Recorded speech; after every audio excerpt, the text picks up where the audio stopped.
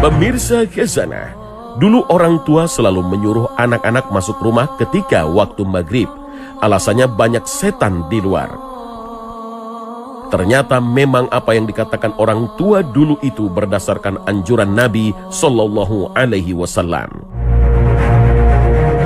Rasulullah Sallallahu Alaihi Wasallam bersabda, ketika malam tiba, dekatkanlah anak-anak kalian kepadamu, karena waktu itu setan berkeliaran.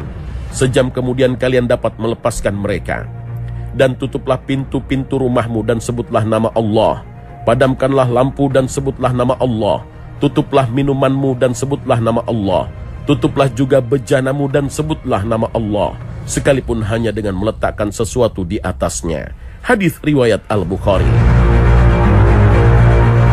Dalam hadis lain Rasulullah SAW juga bersabda, janganlah kalian membiarkan anak-anak kalian saat matahari terbenam sampai menghilangnya kegelapan malam. Sebab setan berpencar jika matahari terbenam sampai menghilang kegelapan malam. Hadis riwayat Muslim.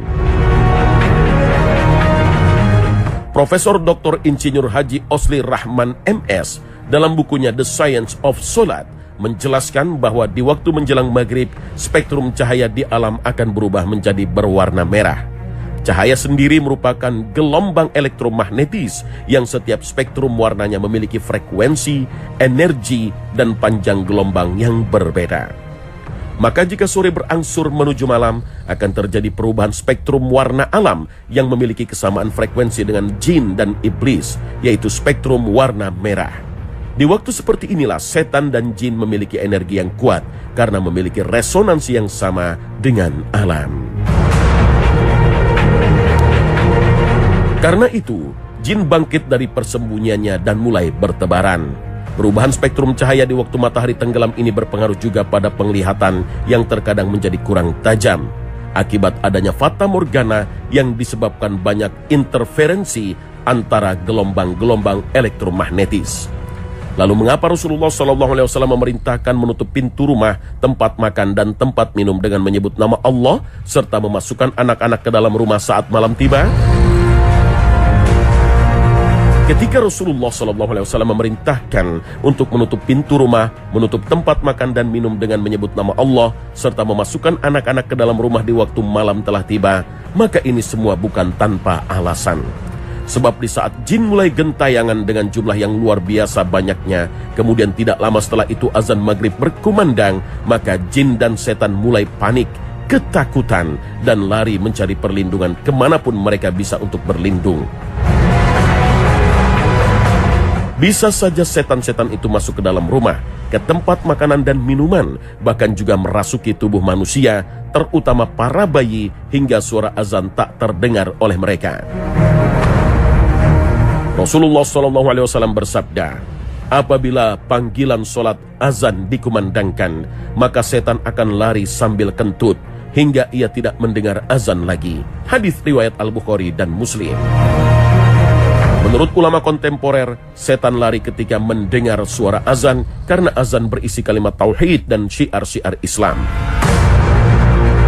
Ulama kontemporer lainnya juga menjelaskan, setan takut saat mendengar azan karena azan dianggap sesuatu yang sangat menakutkan bagi setan, hingga ketika rasa takut itu menguasai dirinya, maka ia lari terbirit-birit sampai terkentut-kentut. Alasan lain mengapa jin dan setan mencari perlindungan di kala maghrib dan di waktu kegelapan malam mulai berangsur mencekam, karena keluarnya mereka dalam jumlah yang sangat besar bisa mengganggu dan menindas antara satu dengan lainnya. Sehingga mereka mencari tempat berlindung yang aman bagi dirinya dan bergerak melebihi kecepatan manusia dengan berkali-kali lipat, kemudian berlindung di rumah-rumah kosong, wadah-wadah kosong, atau bisa saja merasuki tubuh manusia. Lalu apa aktivitas jin dan setan di siang hari? Sebagian ulama mengatakan bahwa setan dan jin mendiami banyak tempat di belahan bumi, baik di darat, laut maupun udara. Bahkan di tengah laut yang dalam, jin dan setan membangun kerajaannya, pusat kota, dan pemerintahannya. Selain itu, jin dan setan juga berdiam di samudera yang luas, sungai-sungai, padang-padang pasir yang luas, tempat-tempat terpencil seperti gunung, lembah, hutan, dan goa. Bahkan jin dan setan juga tinggal berdekatan dengan manusia, seperti di atap-atap rumahnya, kamar mandi, lorong rumah, selokan, dan tempat-tempat kotor lainnya. Karena itu, ketika siang telah tiba dan bumi diterangi oleh sinar matahari, maka jin dan setan bersembunyi di tempat-tempat gelap yang kotor dimanapun mereka sukai dan tidak bergentayangan seperti di malam hari. Sebab menurut kodratnya, jin dan setan tercipta dari api, dan api tidak dapat bersinergi dengan cahaya matahari yang terang benderang.